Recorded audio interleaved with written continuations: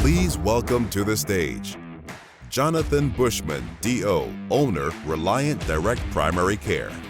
Sara Pastoor, MD, MHA, FAAFP, Director of Primary Care Advancement, Elation Health. Stephen Waldren, MD, MPH, Vice President and Chief Medical Informatics Officer, American Academy of Family Physicians. Moderated by Mark Nolan, Chief Operating Officer, Hint Health. Hello, Hint Summit. Can you hear me up there well? Great. So excited to be here with you on day 2 of this great event. My name is Mark Nolan. As mentioned, I lead operations at Hint Health.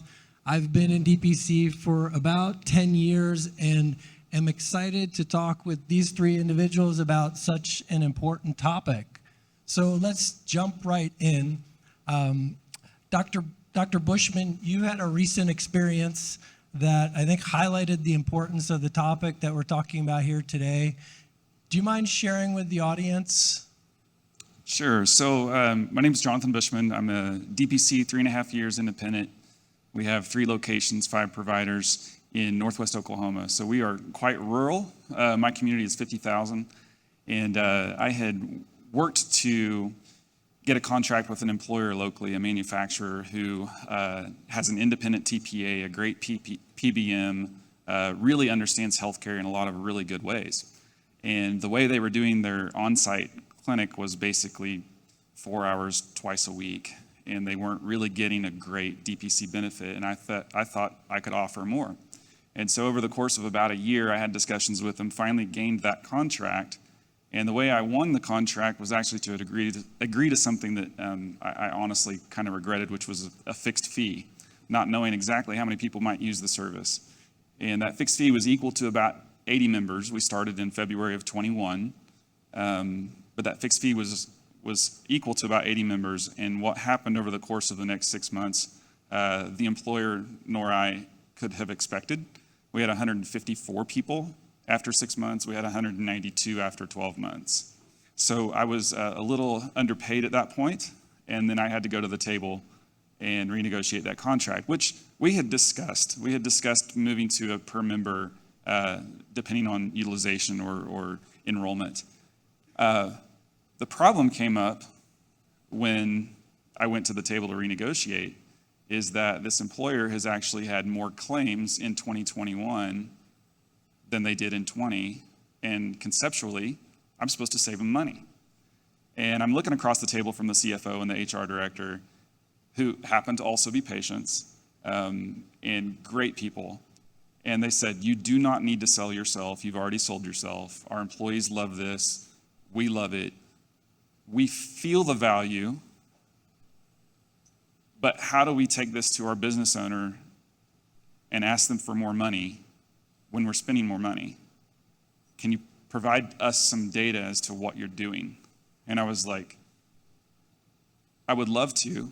I will do my best with what I have. And I gave a call to Dr. Pastoor from Elation Health, who had actually reached out to me fairly recently before this conversation came up about participating in the AAFP Innovation Lab with Elation.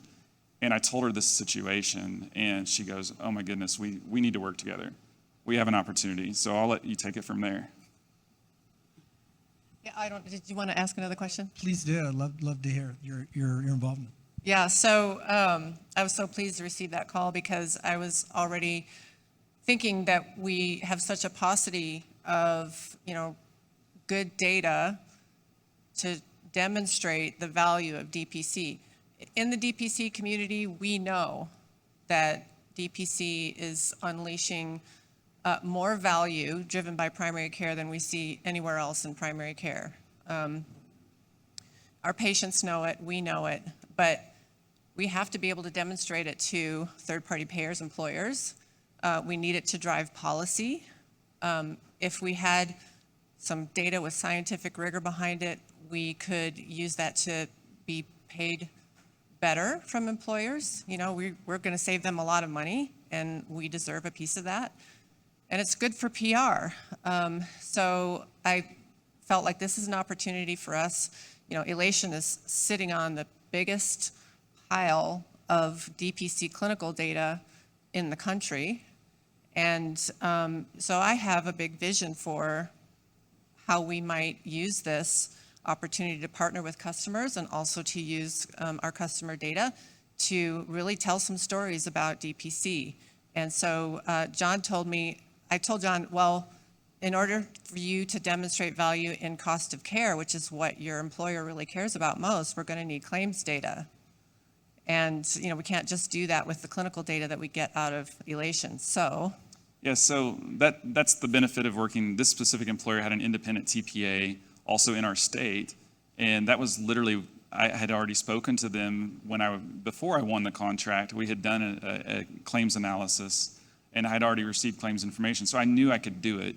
And that's kind of what I told Sara is like, well, I just make a call. We can make this happen. We can get the claims data, and I can actually see real time through their analytics software from the TPA what those claims are looking like. I can see population health data, much like some of the ACO REACH models will show the population health data. We have that ability through the TPA. I'm super benefited because the TPA gentleman that I work with has a heritage in on-site, near-site DPC clinics, and so he was a big advocate to the employer as well, saying, hey, we got to do this. You guys have a benefit here. We believe it as well, and we think the claims will show that. And disclaimer, we're in the middle of this research. We do not have our results yet. And I think that's important because the necessity of the research or the data is still there regardless of the results. And we know what the results are going to show. And yes, this is one case, but we think there's so much opportunity out there working with partners, including TPAs that get it. They get it, and it becomes marketable. You asked me yesterday, what will happen if we have, what does that do for me with a study? And it legitimizes for those who might doubt. It serves as a piece of peer-reviewed literature to say to other employers in the community who've already been talking to me but just aren't quite sure, to be able to say, look, we're doing it. Here it is. And what else do they need? I mean, that's a huge selling point. So I had recently made a relationship with the new director of research at the Robert Graham Center, which is part of the AAFP. And I talked to him about this opportunity with John, and he was all over it. He was like, yes, we need to collaborate on this. So then we partnered with Dr. Waldren in the AAFP Innovation Lab to drive all this through the Innovation Lab and get a little bit of funding, and we appreciate that very much, Dr. Waldren. So, Are you hearing this in your role at Elation? Are you hearing the same sort of need from other DPC practices? absolutely. I talk to so many of our DPC customers, and I hear this come up over and over again that, if we could just get data, if we could just show the results of what we're doing to employers, we could, expand this and grow and scale. And they really need that to prove that value. Dr. Waldren, AFP works with a lot of policymakers to support primary care, family medicine in particular. Do you see this type of research, this data, helping in those conversations? If so, how? How does that work? Yeah, absolutely. The way I kind of talk about it too is that we're not out to prove DPC. I think DPC has been proven. We're out to demonstrate what DPC can do. And I think for those policymakers out there that really don't understand, I think there's a lot of myths out there. So we're trying to do a series of kind of evaluations to think about how do we accelerate it even further. And there's some roadblocks to really expanding DPC. So some people think that, this is for, well-to-do patients. It's not for people that are uninsured or that are in a minority situation or something like that. So we're doing a study looking at, all right, how do you describe that? So there's a DPC clinic that's specifically associated in Houston to look at that. And then the other big thing, though, is saying, how do you understand what the level of quality and cost savings that you actually have in DPC? And can you start to quantify that? And I think that's where we need to get people in the Hill and in other plans to say like, oh, not only do we see it in this one practice that we have experience with, but we see that at scale across DPC as a model. And I think that's where we need to get to really start to drive more acceleration of DPC. Dr. Bushman, as you went through this, were there any learnings, like did you walk in with certain expectations that, changed during the course of this experience, whether it was in talking to the employer, whether it was through, the analysis, the research that's ongoing, anything that you'd share with this audience? Yes, so to be clear too, all we're doing right now is a retrospective claims analysis of 3 years prior to DPC and 1 year with DPC. So we realize there's going to be some limitations and there's COVID right in the middle of that. So there's going to be some stories to be told of what we see through this, even beyond what DPC is offering. But yes, the questions that have come up, this is my first time to do any sort of peer-reviewed research. And I don't think that's a problem. I'm excited about it. It's been fun. I've learned a lot. I've learned a lot of ways to think about through what our value is, and certain data points that will show that, both in cost and quality, clinical quality. But just to be clear, I didn't check any additional boxes. I didn't meet any measures to do any of this, okay? This is literally me doing my work as a DPC physician and going back and showing it. So I know there's probably some folks in the room that data, boxes, measures, metrics, whatever that is, it just kind of gives you the creeps because you've been there and you want out of it. But, you made an important point.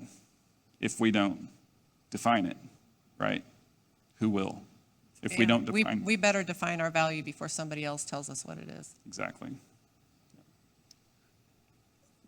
I guess similar question to you, I know the research is still in progress, but from working with Dr. Bushman, with the Robert Graham Center, anything that you're sort of seeing as you go through this process that you would share for other DPCs to think about, prepare themselves, or changes in expectations, anything like that?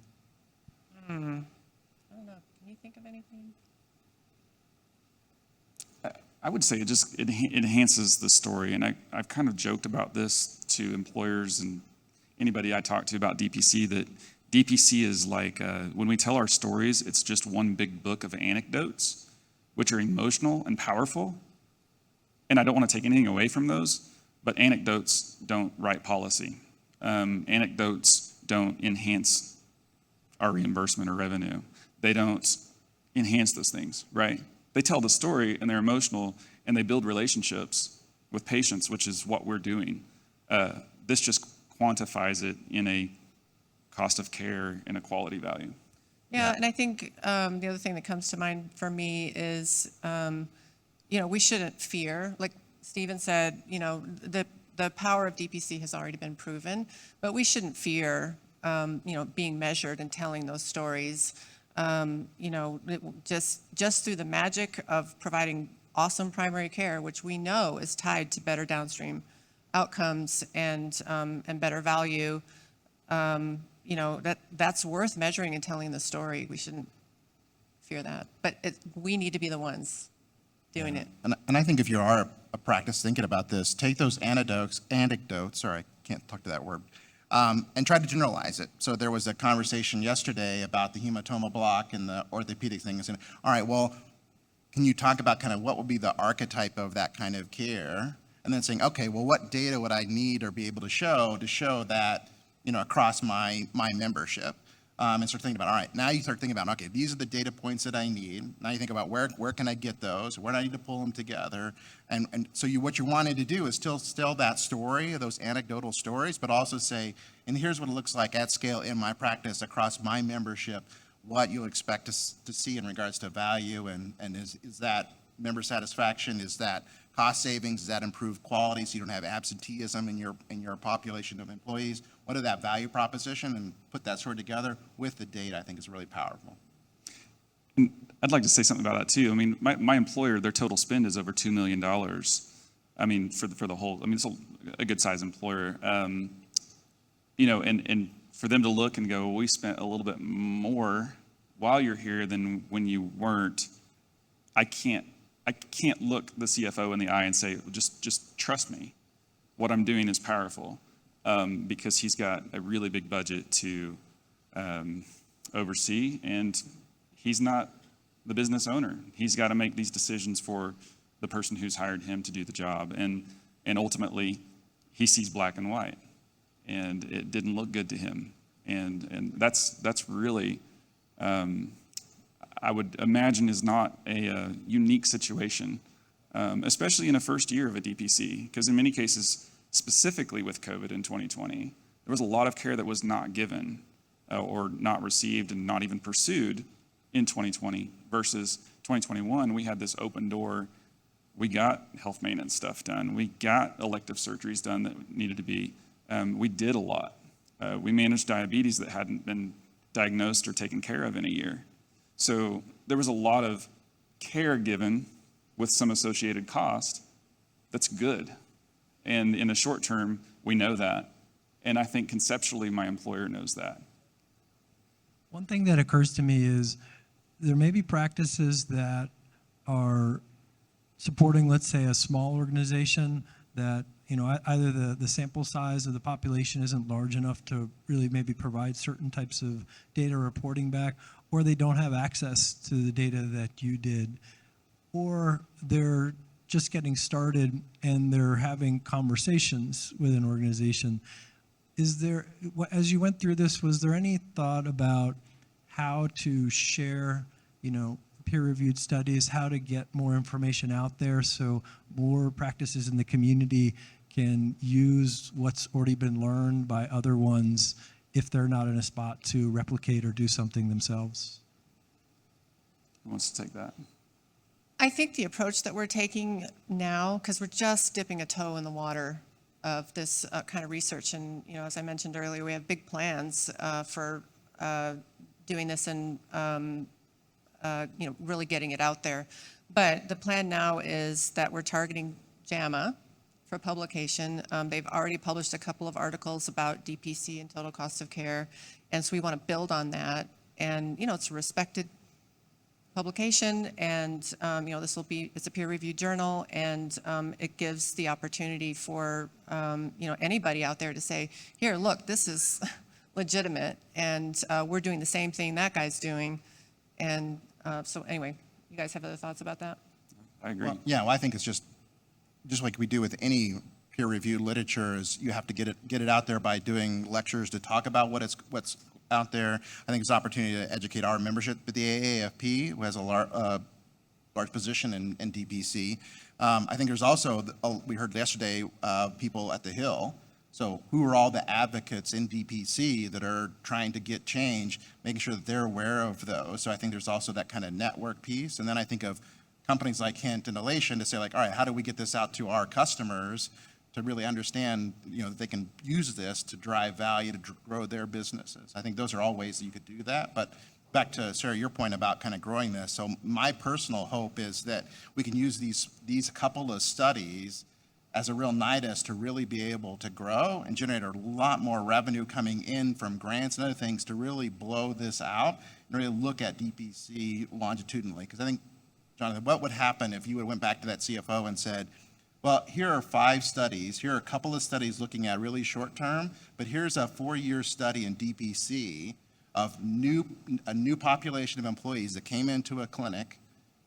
Here's the cost curve. You see where it went up, you see where it went down, and here's the quality pieces that were tied to that. Do you think they would have still said, like, that's enough to trust you to go ahead and move forward, or you still think you'd have to show them your data, or do you know? I don't know for certain, but I did ask the question in negotiation. I said, if I had the data to show you what I've done, or maybe the potential, the savings that were created through what we were doing, would that be enough to justify moving directly to the PMPM? And the answer was immediately yes. I mean, in some ways that told me, well, it wasn't a budget issue. It was more of, I just want to see it issue. Which is okay. It is, but that's in the employer space, that's where it is, specifically in a self-funded employer. I wanted to make one other really quick point because I think in a lot of at least my experience with some of my colleagues statewide is that I've gone off the grid. I'm unaccountable in a certain sense. You're just doing this because you don't want to be watched or measured or told what to do. And many of us had these experiences coming out of health systems that they were burdensome. But I know that you all as well are providing high quality clinical care. And I think it's time to prove it. I think it's time to show our colleagues as well, even those who are on the fence about, do I do DPC or do I not? I'm a little bit afraid of becoming one of potentially one of those rogue agents. I don't really think of it like that, but there's people who do think of us like that. And I think this does legitimize our position and say, look, we are providing higher quality, better care at a lower cost, and that exactly defines value. Yeah, it's a recruitment tool too. Yeah, I mean, what occurs to me is, I think we all know DPC is small but mighty. There's a huge population out there that could benefit from it, both patients and doctors. And if this is what we need to do to enable access to more people, that would seem to be something we want to approach. Yeah. One follow-up to what you, and this is open for anybody here, you mentioned, we've all mentioned the word quality, and I've been in a couple conversations yesterday where it was kind of rhetorically raised, what does quality mean? And it's a broader question, in primary care, in DPC, and I'm just wondering whether it was through this process or just your own internal conversations or thoughts, how to start articulating that, for DPC. We don't have a definition here right now, but just any general thoughts. I'd love to hear them.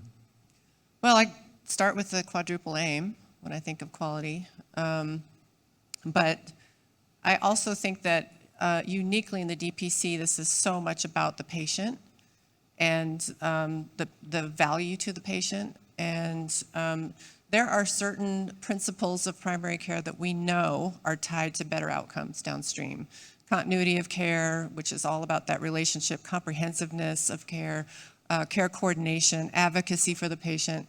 And all of these things actually are measured in a patient-reported outcome developed by the Center for Professionalism and Value of the ABFM called the Person-Centered Primary Care Measure. It's a fully validated measure, and it's got NQF approval, and it's available through Prime Registry completely for free if you're an ABFM member. And we have an integration with Elation, so it's easy enough to deploy. And basically, it's a link that goes to the patient. They take the survey, and they report their experience on these measures. And we already have evidence that those things are tied to better outcomes and better value, better healthcare value. So I think that that's a good place to start. Okay. I think we're at about time for this session, so appreciate the comments and illuminating experience for anybody. Any last comments if anybody wants to share based on this or where you're going?